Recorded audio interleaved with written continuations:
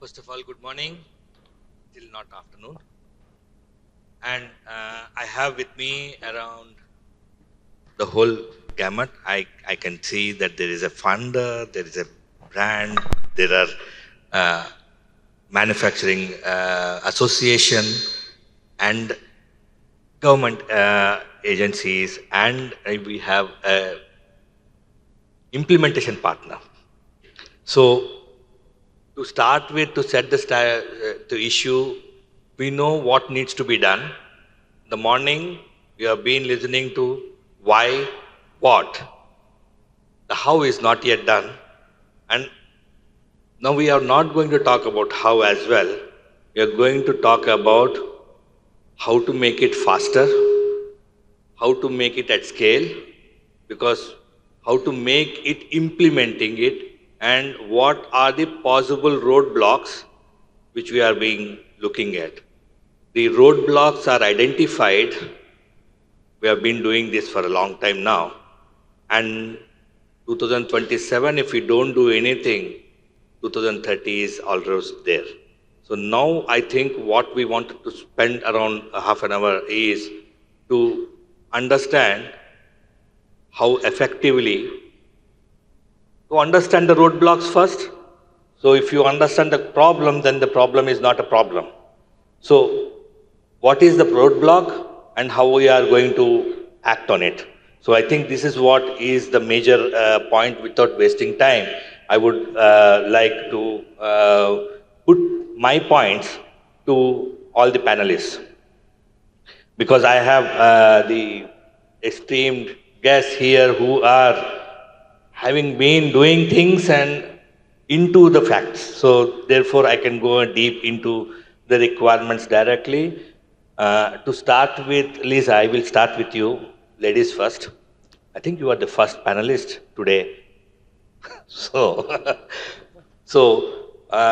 we know AI for a long time, and in fact, it is here in the AI has initiated the CBD program, the launch of CSP, everything here. So Bangladesh has been the first starting point for almost AIS programs, and you have introduced lot of programs already in Bangladesh, and you have some experience on that.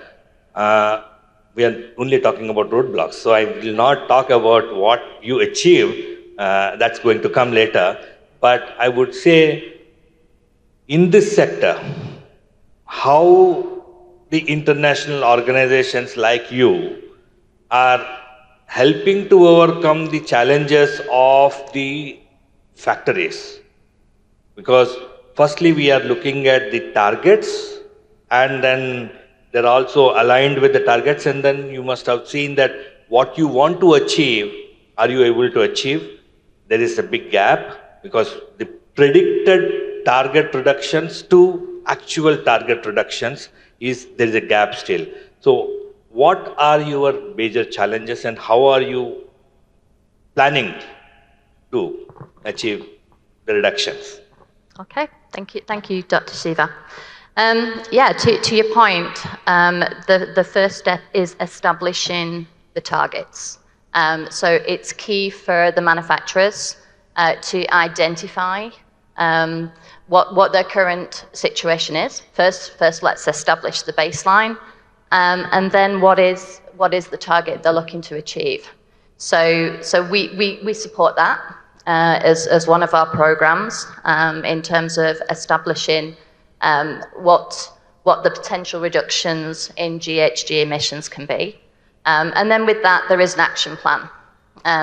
Those action plans are tailored specifically to a supplier, which means that we have experts that we have on the ground in Bangladesh that are specifically looking at opportunities in this environment.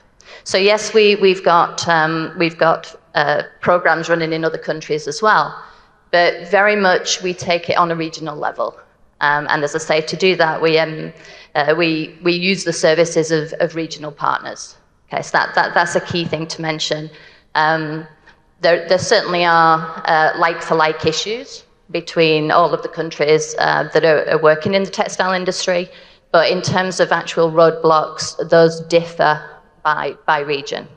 Okay, so you mentioned Clean by Design as one of our programs. That tackles some of the points that we've seen in the last two presentations. That is looking at the way to evaluate what you've got and improve on what you've got. So we focus on waste, so things like leaks, just to ensure that we're actually not wasting energy. So that is the first point.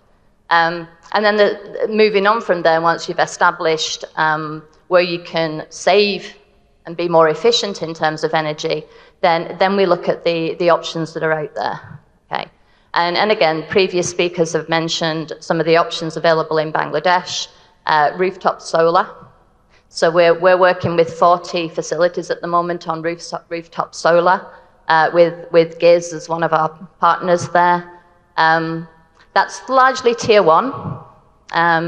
So I know we've got tier 2 representatives present as well. And I think from a rooftop solar point of view, that's not necessarily a good solution for tier 2, but it's certainly proving to be a useful solution for our tier 1. On top of that, then definitely renewables. Bangladesh is very, very focused on natural gas. And again, people have mentioned it's a lower emission, but it's still a fossil fuel. Let's be quite honest about that. So we would like to see support from the government and the institutions that are here today to support the renewables that we don't have an offer on in Bangladesh. And that is something, again, that is specific to Bangladesh that doesn't correspond to some of the other countries that we work with. So really then our focus of Bangladesh would be on those efficiencies, introducing equipment that potentially is transferring energy. So where we've got heat being generated by a process, using that heat to support another process. Okay. Finance is something that I know we're going to talk about more this afternoon, and I'm sure that touches to a lot of people present in terms of the impact of finance. So we've got solutions that we're happy to talk about, and I won't go into too much because I know we've got sessions on that this afternoon. And then we've also got opportunity to look at software.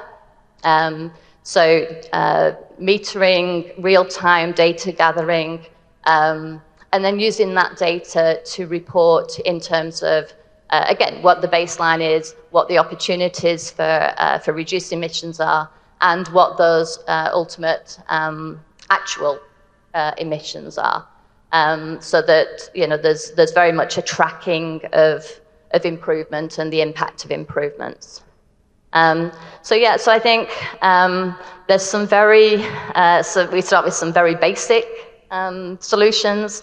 We work into some, as I say, software and in-house solutions, and then looking at the opportunity in the region for sort of larger scale solutions as well. If I ask you, what is stopping us to scale up? What's your roadblock? Why it is not happening to 3,000 mils? Why it's not happening to 300 mils in T2? Yeah. Finance, possibly the first roadblock. Secondly, I would say the availability of technology and the cost of that technology. There's also commitment, whether that's brand commitment, manufacturer commitment, government commitment. That's a key to this. It is about stakeholders. Everybody has to have the passion to move forward with it. Thank you for being very okay. Now I come back to... Do I segue into some of your... Yes, absolutely. You made my glass open now. You see, glass is now fully open. Happy I come back to Siddiq Saab. For you, the thing what Lisa just mentioned just earlier is Bangladesh is having low emission, but then it's more of fossil fuel and not having large amount of potential to the renewable energy. So how prepared is Bangladesh with the grid? And how is it, because the grid is fully dominated by the fossil fuels, how are we going to transform the current situation? Is the plan and the roadmap is there for actually achieving it? And probably somewhere in the morning someone said that, okay, we are only 5%, and how can we do without being, everyone are asking what we need to do, but how can we do? So what's the roadmap looking like? Because most of the times when it comes to the factories, they have no choice. They have to do. And they don't know where to go. That's the situation where we are right now. Because we need at the scale, we need to work at scale, and we also need it to be efficient. Because one small wrong step can actually take us back with without having any other option. So that's the reason why it is very important factor for to talk about on the grid and how the grid is going to be helping in future. Thank you. So you like to know the solutions now, right? Do you agree that it's a roadblock first? Yeah, of course. So you see that the Bangladesh, if you see the total energy mix of the Bangladesh for power generation, the share of natural gas, which was more than 80% a decade back, is come down to now around 49%. Wow. Then who are the other form of fuels, primary fuels, that take that share? Is it the renewable energy? No. It is taken over by the coal and the liquid fuel like furnace oil, which are more polluting than the natural gas. So it's a challenge. Now you said that how industries, because industries are in a real crisis now to face the problem which are setting by the buyers, But I am not very sure that whether when the buyer set up this target, it was an inclusive decision. Do they consult with the manufacturers or not? But it's a real problem for the manufacturers in the fashion industries. Particularly in Bangladesh, it was discussed that this is the largest sector in Bangladesh, largest export sector. And it is not only the export sector, lot of employments has been generated through this fashion industry. If you look into the whole value chain, then it is not only the power, it is also the thermal application is also a significant part, especially in the textile portion. So when you look into the whole value chain, then you come into a solution through which you can maximize your potential to reduce the carbon footprint into the production line, the whole production line.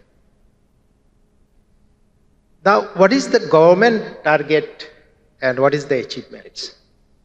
Government target is huge, that 40% by 2041. So target is huge. But there are a lot of challenges.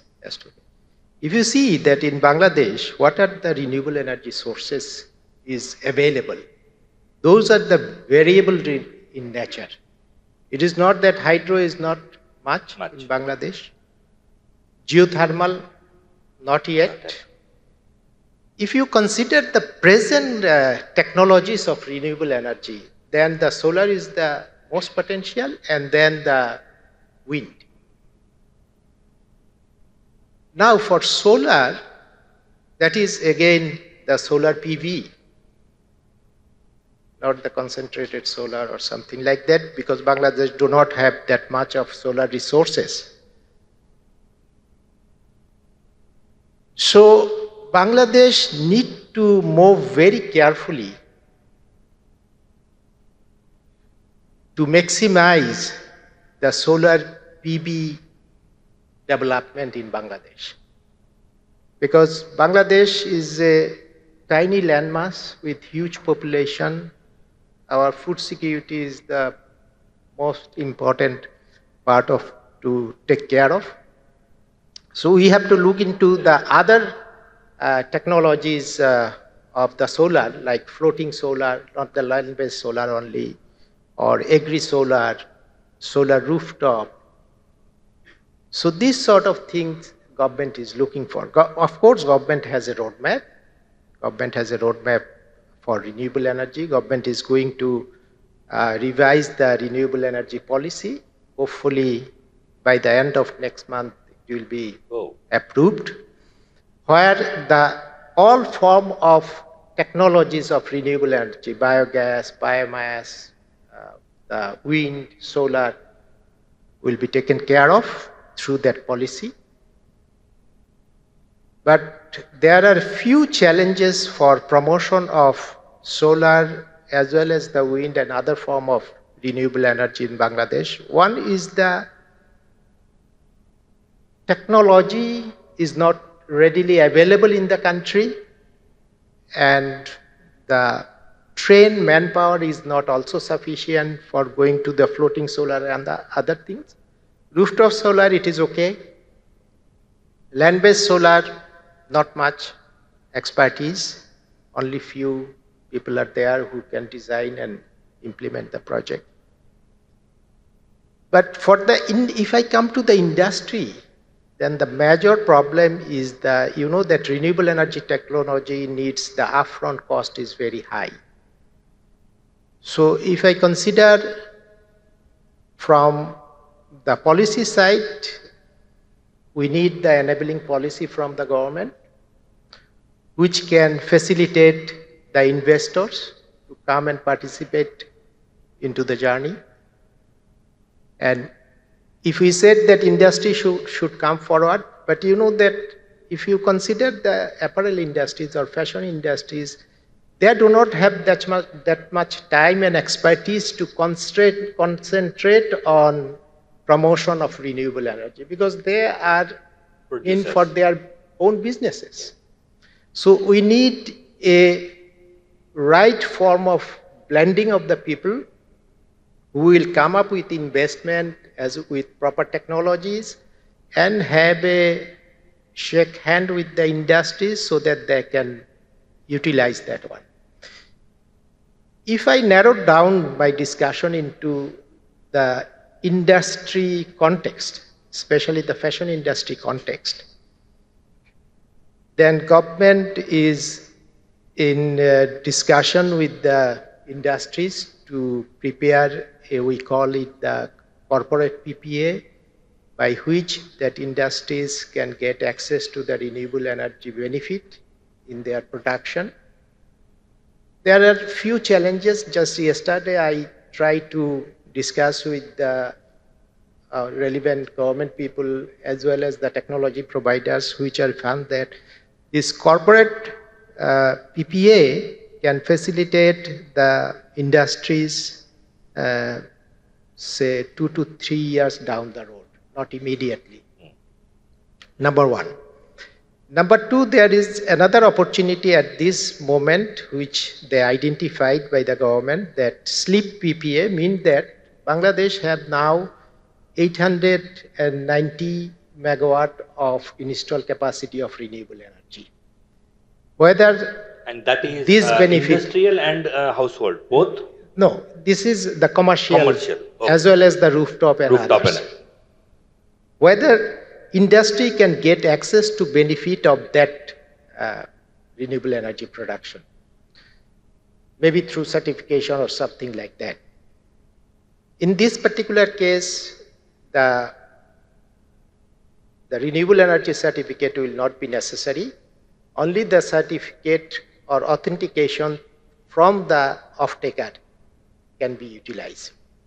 And third option is the renewable energy certification, but that also needs some time.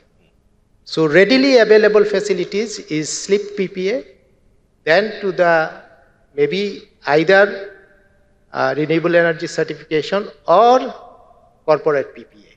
In those cases, you have already mentioned right the high amount of cost right at the start. How is the government policy looking like? You see that government always try to mobilize the concessional financing for renewable energy project. Not only for the government sector, but also for the private sector. This is one. Number two, when I considered the, say, corporate PPA or certification, the slip PPA will be the less coster than the corporate PPA, as I understand, because I was discussing that the industry understanding is that corporate PPA will be the less cost option. That I tried to discover from the main project developer or project owners as well as from the government. But it is not like that as yet. But further discussion might create some clarity, bring some clarity on there. So I will request the industries to continue their discussion with the government so that some kind of solution is really needed. At the same time, I will request the buyers also to that if it is the cost will be involved there, no doubt about it. So they should also share some of the cost to facilitate the manufacturer to keep their business up for the buyers. To continue that point, sir, because I wanted to go to others, but I just wanted to come to this point again, continue. Is it only money? Because if it is only money, there would have been solution by now. It is not just the money, because when I am talking to a brand, it says, okay, tell me how can I account it? Tell me how I will get my things back. Is it going to be this percentage of CO2 reduction on my book? Then they will put an account on the cost. That's not a problem. But probably there is something else in our infrastructure, in our country, where in and out needs to be accounted. Probably. In that sense, are we looking outside and get the data, or probably we need to generate from our own and create requirements for the mills? Because if it is money, someone will buy somehow. And some torchbearers would have been already available. That's my view, personal view. You are 100% correct. Because it is not only the money, it also needs to develop the mechanism by which it should be recognized by the authorities. Either UNFCCC or the European Union, whoever that may be, that it must be authenticated by the appropriate authorities. That yes, that's why I said that carbon corporate PPA as well as the renewable energy certification needs time. But slip PPA need less time because plant is already there. Just develop a mechanism through which you can facilitate this. Thank you, sir. So my doubt is clarified. So just now coming back to the banker. So we all know World Bank and what is there in their contribution to the decarbonization segment globally. Now, my first question, there are two questions. The first question is about how can we teach or bring the learnings from external learnings to Bangladesh to accelerate, because here probably we can add more value and things can happen, then more people will adopt. So how can we increase that accelerating learning from outside? And the second is, okay, second I will come of the more points on those two people who said that investment, the upfront investment, how can we deal with the upfront investment to manage the situation? Because Vidura said debt cannot be the only way of decarbonization. So how are we dealing with that kind of situations? Let's start with like what sort of decarbonization Bangladesh needs, right? Yeah. Then I will come back to your answer, your question, and then answer that. When we go to the textile factories, I used to work for this industry for some time. I'm now in the bank, and you call me a banker. At some point of my life, if someone called me a banker, I'd be a little insulted. Yeah. But now that's what I am. Yeah. So I'm a banker now. So what we are talking about is the decarbonization of textile industry. So we have been going to the textile factories for a long time, right? And Shiva, you have been there as well, and we have seen like there are many way to decarbonize this industry. Probably we can talk about two major pipelines here. One pipeline is the energy efficiency and energy saving. The second pipeline is energy generation. So what energy we are using. A lot of industrialists is present here today, so probably I start from the energy efficiency and savings. What do you have in Bangladesh? If you go to a factory, what sort of motors we are using?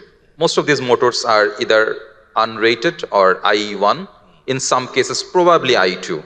But we already have IE3 motors, IE4 motors, even IE5 motors. You can have a lot of energy efficiency there. And I think the payback period is something around 2 and 3 years. It's not a lot of money we're talking about, but it is not done. Most of the factories in Bangladesh are run by captive power generation, right? We do not use the national grid. So that's another problem, because if the sleeved PPA or the corporate power purchase agreement, anything has to happen, the grid needs to be there. So that's another discussion, I'll go later. But currently you are using captive power generation and using what? Natural gas, which has the efficiency of 25% to 40% maybe. If you're new generator, 45% maybe. What happens to the rest of the 55% energy? This is basically wasted as heat energy. If you talk to any other part of the world, even India, in other part where there is a gas generator, they probably are using exhaust gas boilers. They probably are using the chillers and stuff like that, and using this rest of the energy, waste energy, and using it. So making the maximum use of the natural gas that you are using. But in Bangladesh, I think maximum I probably have 30% to 40% cases where we have these EGBs or exhaust gas chillers installed. Otherwise, we don't. So just imagine the government right now is struggling a lot to pay for the fuel that they are importing. A lot of that is liquefied natural gas, and we are basically wasting 60% of it. So the country is losing foreign currency. The factories are losing money. One of my colleagues in H&M once told me that every time we go into a factory, we feel like dollars are blowing out of places. Yes. And that's what exactly happening in Bangladesh. So I think first and foremost, we need to look at the pricing structure of the electricity and gas and understand why in Bangladesh we do not care as much about energy efficiency, as much about energy saving like we do in other parts of the world. What's the problem there? So we need to look at that.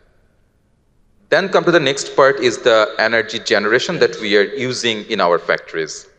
Of course, most of it is fossil fuel-based natural gas coming either from your grid or from the captive generation. As I just said, most of it, 95% I think, is coming from the captive generation. Only 5% is from the grid.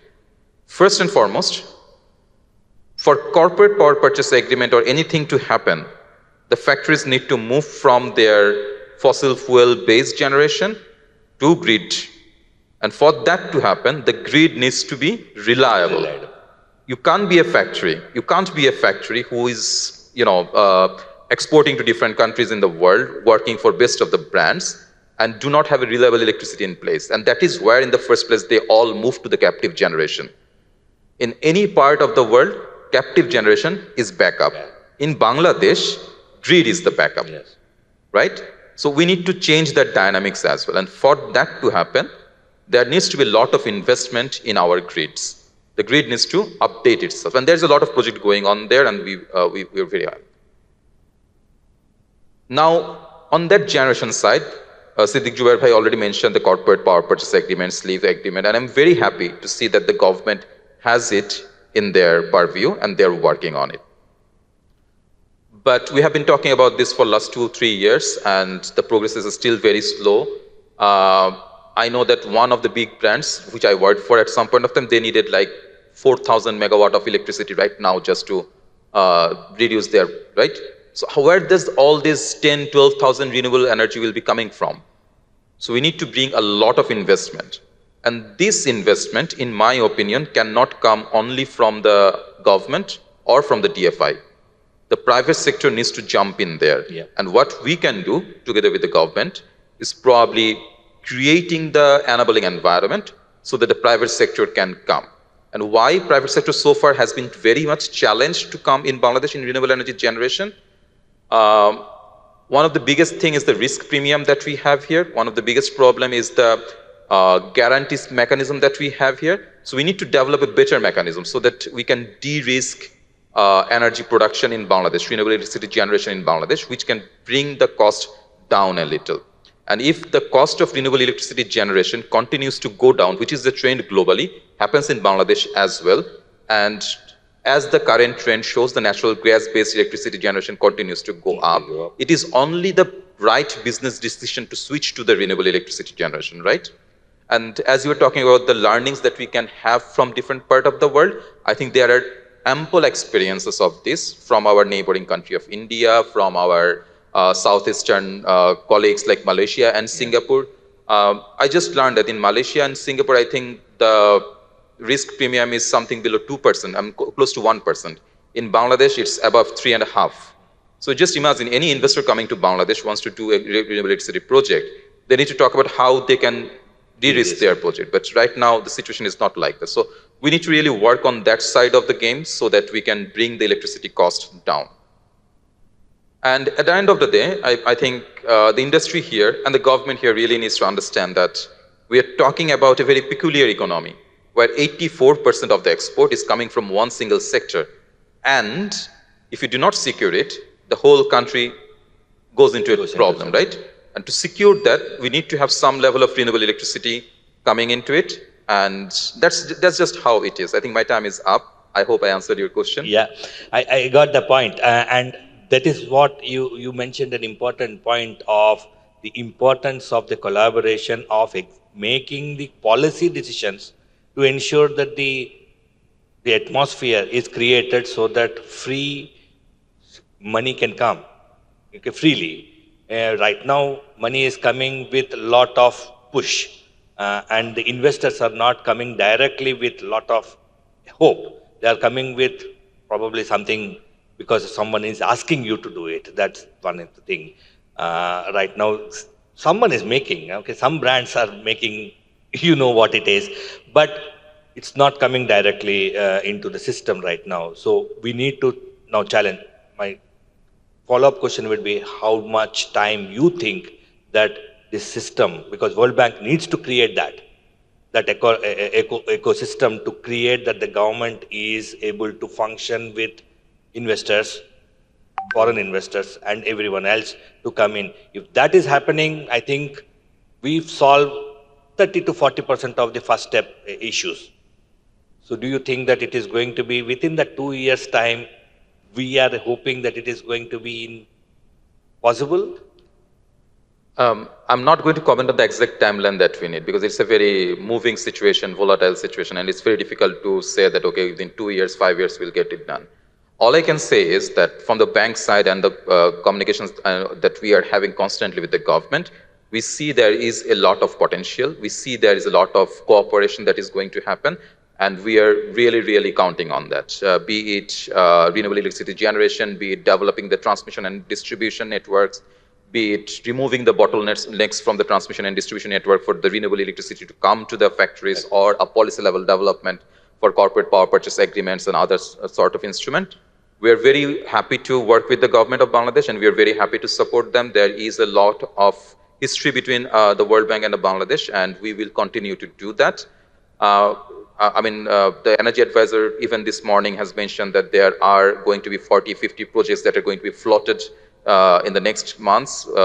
We are supporting the government on that as well, and we'll continue to see if our guarantee mechanism and support can help Bangladesh de-risk the project so that the cost of electricity generation comes down, not only for the people who are present in this auditorium today, but for the people of the country, the cost of electricity, cost of green, renewable electricity goes down. So that we are going to continue to support the country, of course.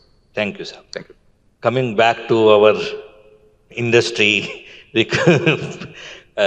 representative, and then you have been there for the long time, so you know all the roadblocks. I'm not asking you about roadblocks because you know it, and then you will take one full day for that. But I am going to only ask you one thing. Given a choice, what do you want to ask the government and a brand and a financer who are there and her? What are your wish lists?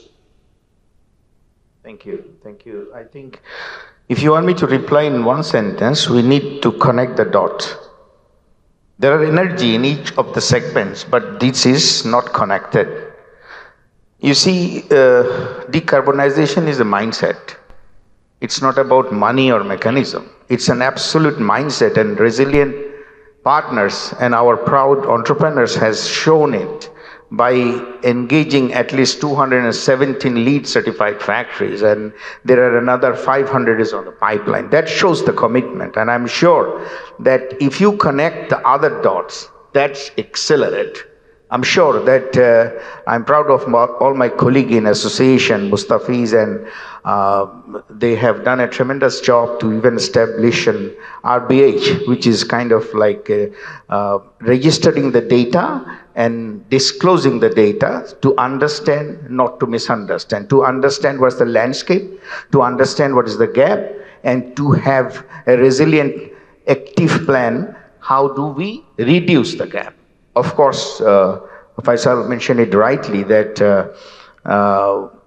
decarbonization does not have low-hanging fruits like reduce, reuse, recycle in each of the industry. But I must say that here, our capacity and capability of the regulatory report have to come up. I must congratulate our government for a project like Shredder and others, but I must say that you have to engage much more energy inspector, and eventually, when you have a prescription done, you have to also initiate the support. How do we convert all this wastage immediately? You talk about the mid-level factories, the lower-level factories. Everybody want to have it because everybody see that have some advantage.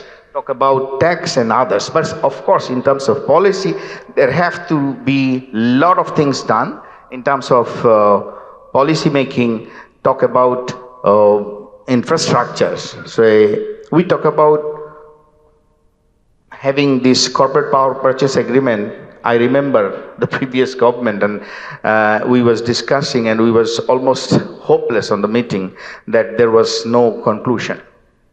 I must thanks to a lot of brands that they are being also partnering that, and we tried, but I must say that the mindset of the new government will open the door, and I was really happy to hear from Mr. Lutfi Siddiqui's statement, and I must say that this is the time, like in 2014, we realized after Rana Plaza how vulnerable for the occupational health and safety, fire safety, and building safety. We invested heavily, and the business actually rewarded back. From when you see the business in 2014, it was 16.2 billion. When you see the business today is 42 billion. So the business has paid back when we invested. So I'm sure in terms of if we take the decarbonization as a fancy word, we can take. But it's a commitment, it's a mindset, and it's an urgency. I must say that Dr. Vidura's statement was kind of very much eye-opening, and I must congratulate for such a wonderful report. And we really need to meaningfully work on it, like what we have done before in 2014. I think the Bangladesh Chapter 2 should be focusing on this, or else we will face those music. Got it, sir.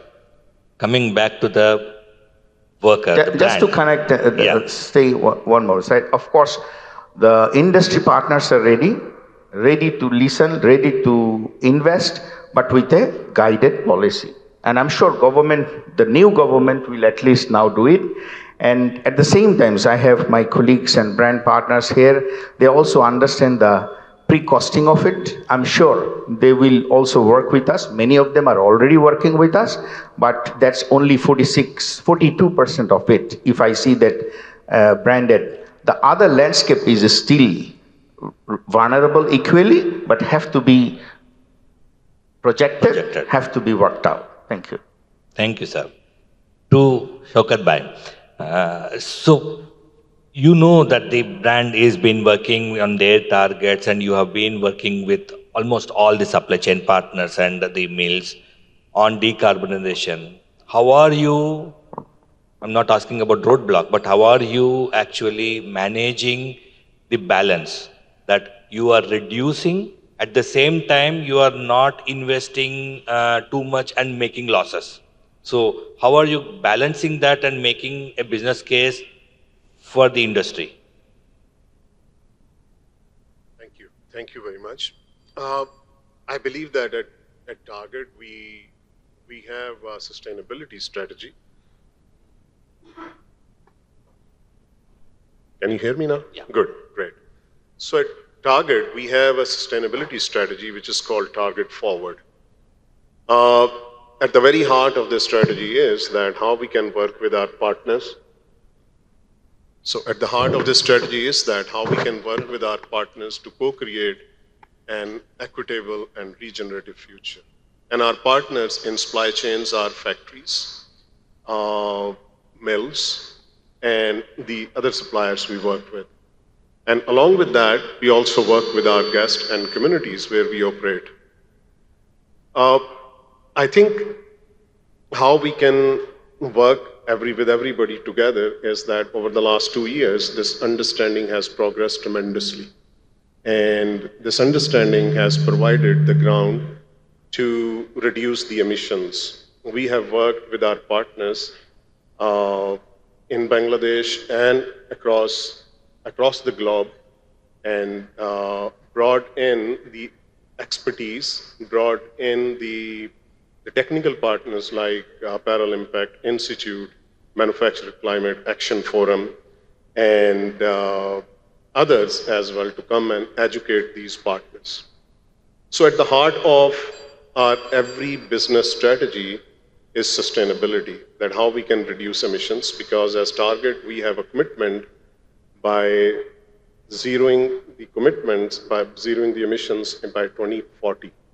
So everything we do, we work back and specifically see that how sustainability can come in, how we can reduce these emissions from the supply chain, which are scope 3 for us. So we work with our partners, our supply chain partners, we work with expert networks, we sponsor them, we fund them, and that's how we take it forward. So education and collaboration. Correct. And funding. That's right. Got it. Now, going back to you, sir, about the upfront investment, how can we find a solution? Now, I'm not talking about roadblock, solution for the factories to ensure that the investment, because now with these the solutions which are available with a lot of other programs, factories know what to do. They know how much to reduce by doing what. Okay, if I do this, this much is a potential reduction. Now, how to make things happen from potential to actual? If that needs to be done, there is an investment which is need to be made. And how is that looking like? What are the opportunities and possibilities of the financing part of this as World Bank? What kind of situations which you are looking at to manage the upfront investments? First of all, Shiva, I do not really agree with you on the ground that the factories know what to do.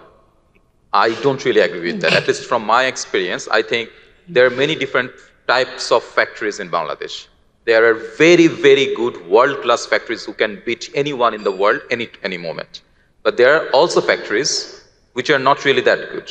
So people or factories at different levels need different level of support. So we need to consider that. That's just a reality of it. Secondly, regarding the investment, I think money is the problem and not the problem. Money is the problem when you know the solution and you can't find it. But money is not really the problem when there are so many concessional funds available, so from so many different sources. AII is present in this forum itself. I know from the brands there are several types of avenues of funding available. Bangladesh Bank has this Green Climate Fund, which has not really moved over the years, but has the money available. So is it necessarily about money? I'm not really sure about that. However, if there is a request from the industry that, okay, we want to make all the power plants that we have in our factories, with EGB boilers or etc., and that will reduce GHG emission, etc., and we need concessional funding for that. If there is a request coming from the government to the bank, we will always discuss about that. We will talk about that. We have ongoing projects on electricity generation. We have ongoing projects on transmission and distribution where the bank is financing the government of Bangladesh, and we will continue to do our support. However, we're willing to take a stock, like where we are right now as the industry in Bangladesh, what sort of support we really need, what is the energy efficiency situation, what is the energy saving situation, what is the energy generation situation, and then realize, okay, we need funding here, we need only the technology here, we need kind of awareness raising here. So then only can we probably think on a structured way and find the right solutions for it. So money is the problem, but not necessarily the one. I agree with you. The time is up, but now what we have discussed right now, in my view, is we have possibilities. We have still not understood completely, but we are on the journey with connecting the dots of all the stakeholders to ensure that everyone are aligned, creating the ecosystem of making sure that things are all moving properly and working together with the brand and co-create the solutions so that the bankers can actually act on the requirements. That probably is the way forward. Thank you very much for actually sharing the thoughts and being here. Thank you very much for patient listening. I can't come back to you people, but they will be available at the coffee and the lunch time. Please grab them. Thank you very much.